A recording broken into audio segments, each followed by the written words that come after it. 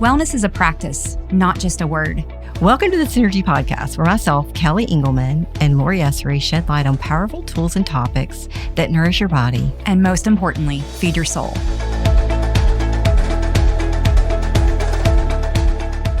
Welcome back, Synergy listeners. We are so excited to be back in studio producing today. I have a very special guest and co-host today, Laurie Esarey, that's going to be joining us. Thanks, Laurie, for being here. We're focusing our conversation today on breast cancer awareness, and I wanted Laurie to share her story about her diagnosis with breast cancer a few years ago. She walked through that diagnosis, and I just think there's some richness and some healing potential in her sharing her story, number one, and I think there are some key insights that you guys would really, really appreciate. So, Laurie, thank you for being here and being my friend and being the voice of functional medicine and the voice of healing. Yeah, I appreciate you asking. And, when we originally started talking about this, it's not easy to share your story. And I'm used to being a co-host with you, right? And asking other people their questions. And yeah, so today, a conversation about, where does it begin though, right? Breast cancer. Right. I think we all know that cancer doesn't just show up. And I think what we may or may not know is that none of us are immune to disease. Absolutely. But I thought I've been doing all these great things for years, right? Like I'm a functional medicine expert. I've been practicing for, 17 years. I've been in the field for a long time. And here I was in 2019, faced with a diagnosis of breast cancer. And so the story began.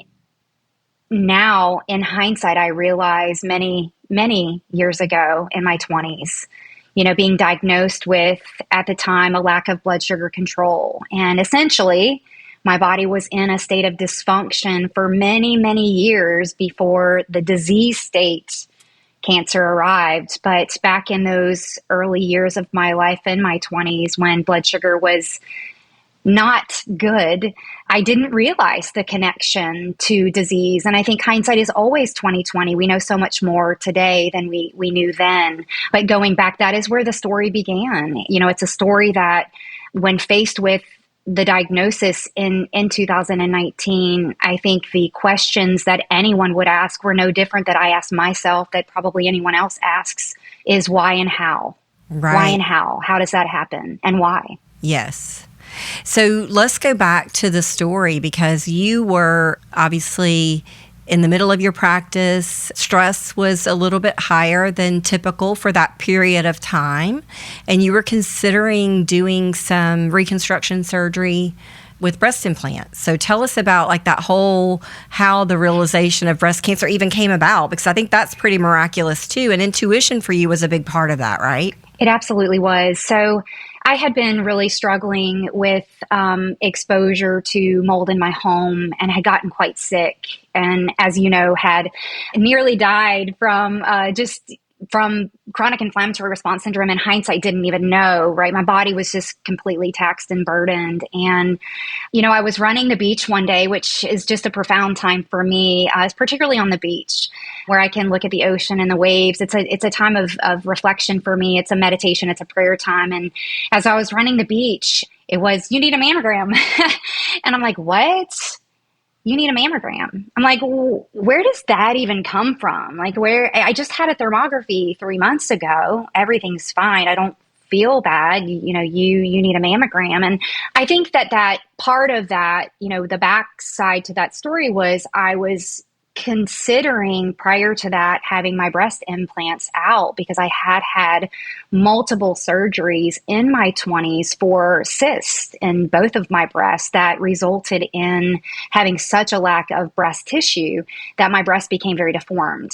And I had the surgery back then, right? So that's the backstory to, I think, where my thought process was going, but that intuition of you need to have a mammogram. And then as I got back to, after my 4-mile run back to the tent, I remember saying to my mom, who was there, Mom, I think I need to have a mammogram. And she goes, what are you talking about? And I said, well, I think I need to have my breast implants out. And she's like, what are you talking about? And at that moment, I was like, I just think I do. So yes, intuition was a big start to getting the diagnostic testing that led to my diagnosis. Right. And then returning home to get the testing that led to the diagnosis. Yeah. So I'm just thinking about, you had a thermography 3 months prior to that, kind of knowing that you needed a mammogram, right? And that thermography looked normal. There was nothing suspicious on that thermography, is my point. And I think there's a lot of fear. There's been a lot of fear in the functional space, in people seeking out functional medicine. A lot of times they have this fear of doing a mammogram routinely. Is that exposure to radiation going to increase risk for breast cancer? That's been brought up in the community for quite some time now.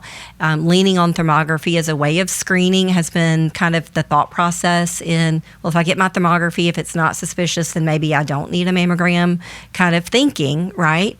We've all had those conversations. So what would you say to that now? I've been asked that a lot. And, my answer has been, first of all, I hadn't had a thermography for approximately 2 years. And I think one of the things we have to realize is when you initially have your baseline thermography, you're advised to go back in 6 months, right? And then yearly thereafter, unless there's an abnormality, doing it sooner. To fully disclose, first of all, I had a delay in getting my thermography. But when I had my thermography, absolutely, it was normal. And so I would say now that I do believe that there are a multitude of different diagnostic tests that we can do, as well as our own self-breast exams, and we all need to be completely proactive. Yes. We need to be doing all of those, absolutely. But I don't believe that there is one way, like one size fits all. Yes. I do believe that we have to work with our provider of care, ask really good questions, and determine what's right for us, whether that be thermography alternating with mammography. Maybe it's ultrasound, but I wouldn't recommend just choosing one way. I would have a discussion, right? And that's what we say about everything that we recommend is have a discussion with your qualified healthcare professional. Discuss your history. There are different reasons to have different types of diagnostic tests. Right. Sometimes it's more appropriate to have an MRI. I had multiple surgeries. I had implants. It was not easy to palpate at all. Right. It was tiny, right? So yes, it's not a one-size-fits-all, diagnostically speaking. So let's dig into the whole topic with your story about, this concept of dysfunction versus disease. Because it sounds like in your 20s, you had some dysfunction of blood sugar going on. And that dysfunction over time could have made you predispositioned. There is a connection between dysregulation in blood sugar and cancer risk. Right. Central obesity sometimes is a risk factor for patients with cancer, especially breast cancer. Breast cancer is the number one cancer for females. So it's a big deal. It's something that we should be paying attention to. What would you say about that cascade for you with blood sugar dysregulation and cancer diagnosis? Yeah, so I think, first of all, when I discovered during pregnancy, actually, that my blood sugar was dysregulated. And then post-pregnancy, it maintained a level that was elevated, but not beyond a disease threshold.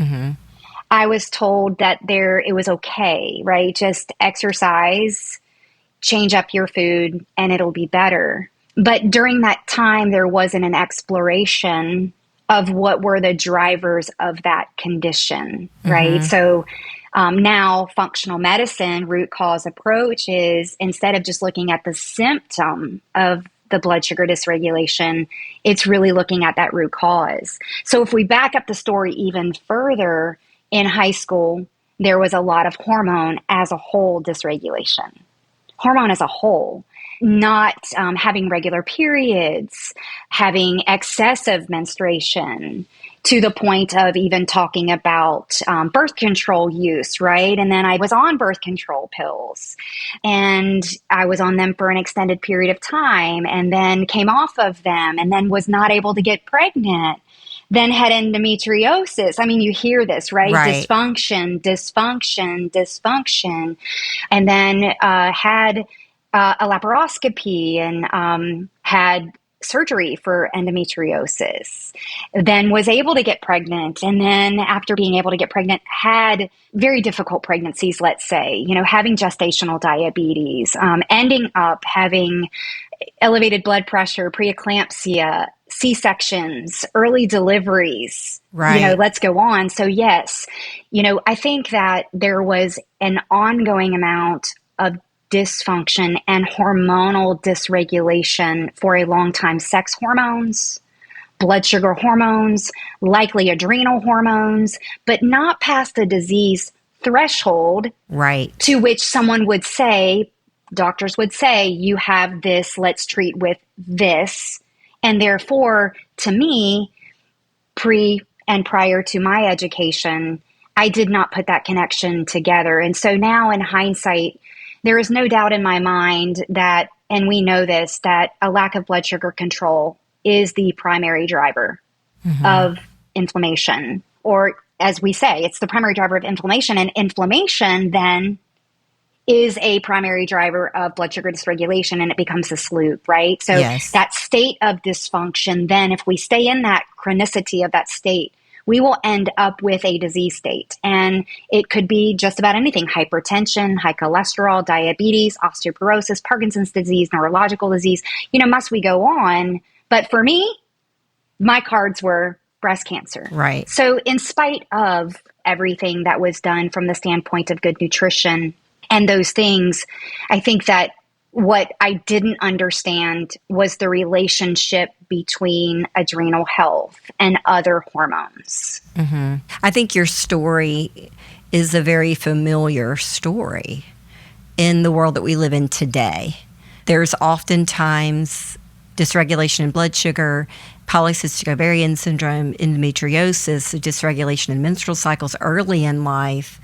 And we are oftentimes, as clinicians, not making the connection to those adrenal hormones and the stress response and dysregulation in blood sugar, that if we made that connection early, what could we be preventing when that person hits their 40s and 50s, where their increased risk for cancer or other chronic disease states go up? So I think my message to get out there is not to produce an element of fear in any way in patients, but an element of awareness that the things that we do early in our teens and our 20s and our 30s set us up for what we experience later. And having said that, it's never too late to make those changes, right? It's never too late to start working on the disruptors of metabolic dysfunction and inflammation. Absolutely. And I'm super glad that you said that because, kind of going back to the patients that we get the privilege of treating every day, we say the 4 pillars, or now we say 5, right? Nutrition, Yes.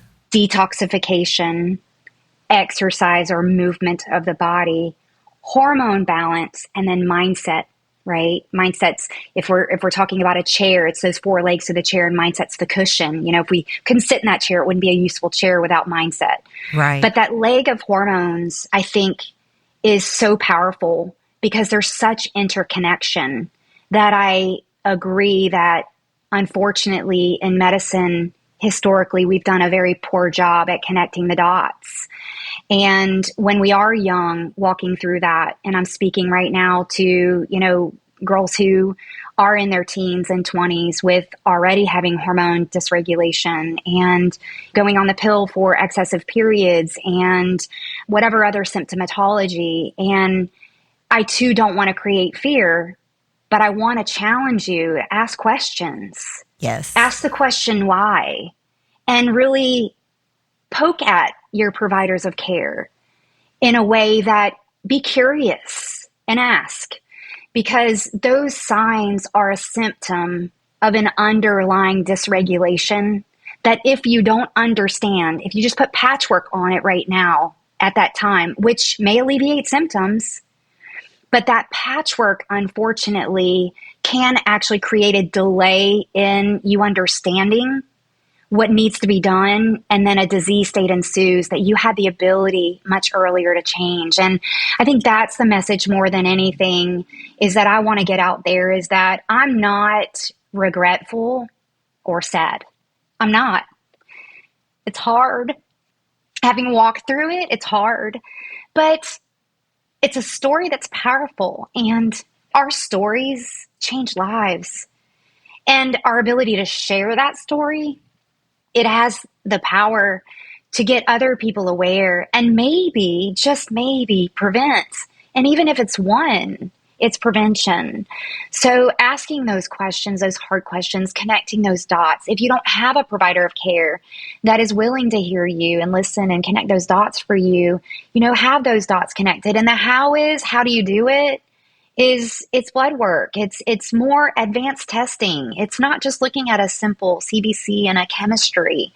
It's looking at hormone labs now. It's looking at metabolism, urinary metabolism of hormones. It's working with a qualified healthcare provider of care that can take you beyond and really digging deeper into that and investigating to find out what those connections are. And then sitting down with you and laying out a customized, individualized plan that can help you create, if you will, an executable plan. I mean, at the end of the day, we're all busy. Our lifestyles are crazy. Our bandwidths are limited. We all know we need to be eating good. We just don't always know what that looks like, or more importantly, like how to do it.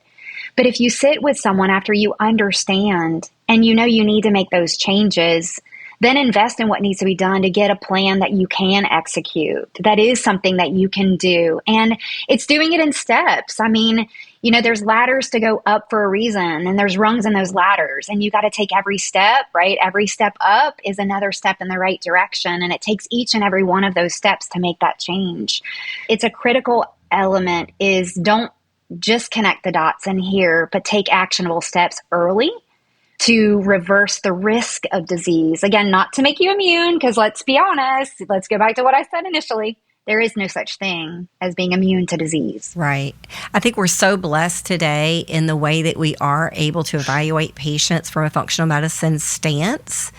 Historically, we've only been able to look at blood labs for hormones, or maybe salivary labs for hormones, but now we can actually see how those hormones are being metabolized. Are you at risk, based on the way you metabolize your hormones, at developing some of these hormone-related cancers?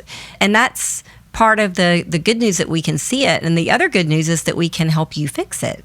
So if you're not metabolizing well, it doesn't mean you always have to not metabolize well. We can optimize hormone metabolism through what you eat, how you move your body, staying hydrated, keeping your stress level under control, protecting the adrenal glands. I mean, all of those are very powerful ways of us helping you navigate that hormone imbalance, regardless of where you sit in your life cycle. I remember very early in this walk of hormone dysregulation. And I remember, I love my gynecologist. He birthed my 2 biological children, and I felt like I had a really great relationship with him, and I still definitely respect him, no doubt. But I remember when I was offered, and this was early when ablations were an option, and I remember sitting with him, and due to the irregular bleeding, him mentioning that I should have an ablation. At the time, again, hindsight's 2020. Let's keep saying that, right? Hindsight's 2020. But I remember saying, okay, I'm going to go forward with this. Is there anything else I can do, right? Is there anything else I can do? And he said, no, you've done what we could do.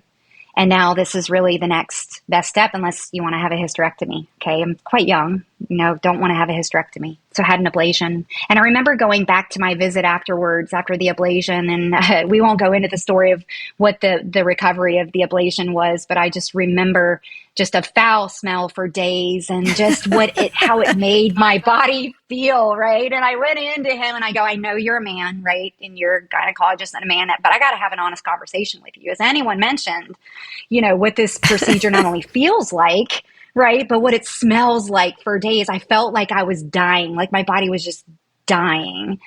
And I said, are you sure there's just nothing else that could have been done? And he's like, Laurie, this is it. I really feel like this is going to help you. And granted, I have not had a period since, but once again, in hindsight, testing that we now have available, to your point, today, that we did not have available to us then. Not only serum testing of hormones, they had that. They had that, which is one point in time, right? Then salivary was available. Then the urinary metabolites. What we have available to us today and the magnitude of that would have likely changed that scenario and would have really given insight to the fact that my levels and my hormones were so imbalanced for so long that set the stage to the bad soil, I like to say, right? Hormonal dysregulation it leads to bad soil, right? So when there's bad soil, unfortunately, weeds grow in the garden. Right. So, yeah, we do have a great amount of testing available to us now, and there's no reason. But again, it's just not offered typically in the traditional realm of care. Right. So you do have to seek out. You have to seek out. You have to be brave. You have to be curious. You have to read. And, some of my favorite books now that I would recommend is, Dr. Lindsay Berkson does a great job in talking about safe hormones, smart women. Safe Hormones, Smart Women, right? I think that's a fantastic book just about hormonal dysregulation as a whole and what choices we do have as ladies and what symptoms, right? What are those symptoms and what are they, what kind of symptoms are we having and what do they relate to? And then she's got a second book that I think is incredible called Hormone Deception. And that's about environmental, right? Environmental influences that affect our hormones, like you were talking about earlier. Yeah, and there's so much we can do to help navigate that, help to harness those hormones in a way to decrease inflammation, to allow for a proper offloading of those hormones. There's just so much from a lifestyle perspective that we can do to navigate that piece. So yes, I do believe the testing, and thank you for mentioning those books. Those would be great resources for patients who are interested in hormone balance and are interested in really keeping their hormones balanced as they go through their different life cycles. And I think that remembering that prevention is the key, right? Prevention's the key. And how do we prevent? Not only by eating differently, sugar's poison to our bodies. I mean, I think that message is pretty loud and clear, but maybe not to the degree, but sugar is absolutely poison to the body. It is. So but I want to say something about sugar, because I think that we beat ourselves up about sugar, right? We are genetically primed to crave sugar. Back in the hunter-gatherer days, you only found a beehive maybe once a year, and you got into some honey. You did not have sugar sitting around all the time. But we still have the same genes. We still have the same genetic prime to crave that sugar, right? So to your point, it is a killer. It is inflammatory. But be gracious with yourself and don't have it in your environment, right? Don't think that if it's in the pantry that you're going to be able to say no for a long period of time. Trust a friend on that one, right? That's right. That's right. Setting your environment up in a way where it's just not part of your day-to-day environment. Definitely. You have to go find it to consume it. It's not just sitting there in your pantry or in your freezer, right?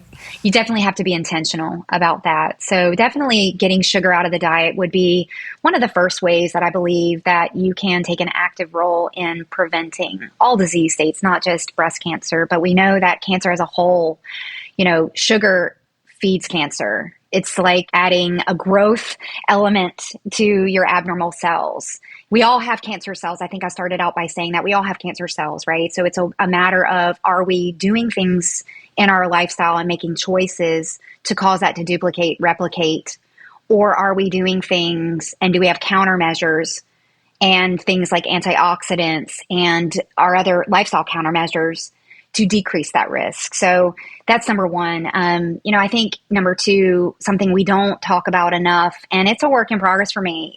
That's part of the hard part of sharing a story, is that there has to be vulnerability, right? Sleep is a big deal, right? And I was recently listening to a podcast. It's called Sleep is a Skill. And I was like, it is. It's a skill. It has to be worked on. It doesn't just happen. Maybe it happened easy in your 20s, maybe. Right. But I'm going to tell you right now, it doesn't happen easy the older we get. You have children, right? And those children have children, and then lives, and hormones become dysregulated and all of those things. So sleep is a skill. And, at the end of the day, I have to say that one of the pivotal areas that I don't think gets enough attention is the role that sleep has in prevention of disease. Yep. And I'll say one of the biggest tools that we have today that we haven't had for very long, one is the Oura Ring. There are many devices that track sleep, but I do think if you can objectively measure your sleep, then you're more willing and able to make the changes that you need to make, because we can fool ourselves into thinking we're getting away with 6 hours of sleep and we're functioning fine, but at what price? Sleep is your time to restore and repair, offload cellular debris, cancer cells. Offload while we're sleeping. Our immune system upregulates, sequesters those things and gets them out. If we're not getting good quality sleep and we're not protecting especially that deep sleep, we may not be doing that efficiently. So don't fool yourself into thinking you're getting away with. It is costing you something. So I would encourage you to use a device to track. The Whoop is a good device. It does a great job of tracking sleep. Oura Ring does a great job of tracking sleep. And there are several others out there that I haven't tried out. But those are tools we have sitting right in our toolbox that we could grab and use. And the third thing I would say is that, don't be scared of understanding your genetics. I think there is some fear, historically, maybe not so much now, about understanding your predispositions. And we have to remember that genes do not predestine us for disease states. They predispose us. And I do feel like there's a lot of power in understanding your genetics. Genetics affect the way you methylate, the way that you detox. Genes affect your predisposition to blood sugar dysregulation. Genes set the stage for a higher risk for inflammatory conditions. And there's a lot of access now to quality genetic testing that you can get and gain an understanding. And again, through a qualified healthcare practitioner and doing some testing, pairing that information with other information is powerful, very powerful. So we've got sugar, we've got sleep, we've got genetic testing, we've got hormone testing that we've talked about. Detox as a lifestyle.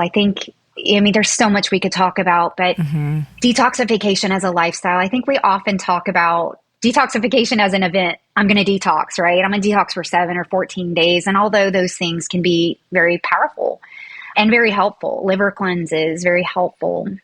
What we do know is that we need to be intentionally focused on limiting our toxic exposure on a daily basis and not just waiting for the event of liver detox. And so, what can we do to really increase our awareness of environmental exposures and toxins from the cookware that we, cook with to, I used to be a runner and living here where I live, right on the golf cart paths, and the gasoline smells to in my house, the plugins historically, that, and the candles, yes, but it smells good, I can't tell you right? how many times I would visit and I would unplug all the plugins. Yes. Finally, she got the hint that we need to change out the plugins. That's right. But yeah, all those things right. they bioaccumulate in the body, and they are hormone disruptors. They're nice. They do smell nice, but again, at what price? Yeah, they do. So, and when you put all of those things together, again, it's not a prescription for elimination of risk of disease, but it is truly, it's the intentional efforts on a daily basis that reduce risk over time.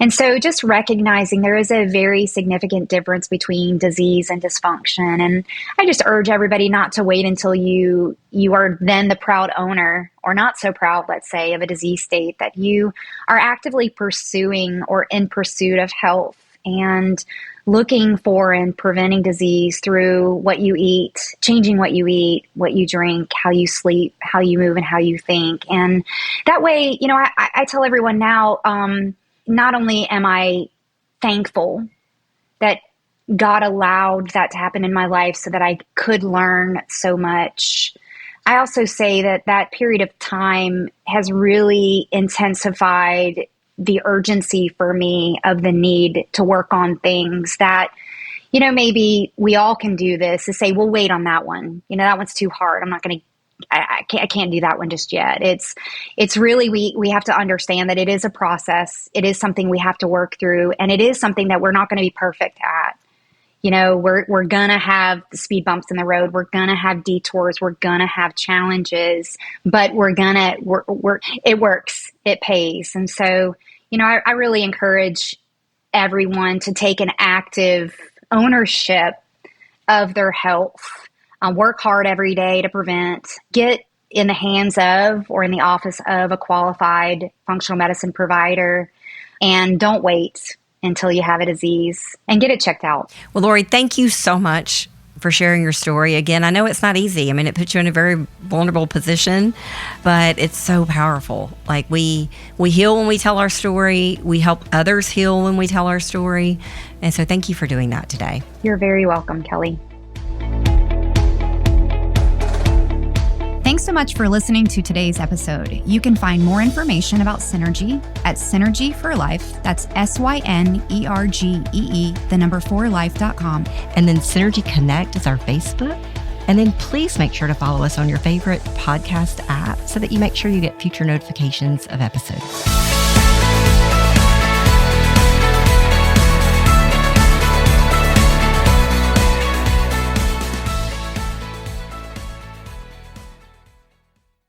The purpose of our Synergy podcast is to educate. It does not constitute medical advice. By listening to this podcast, you agree not to use this podcast as medical advice to treat any medical condition in either yourself or others, including but not limited to patients that you are treating. Please consult your own physician for any medical issues you may be having.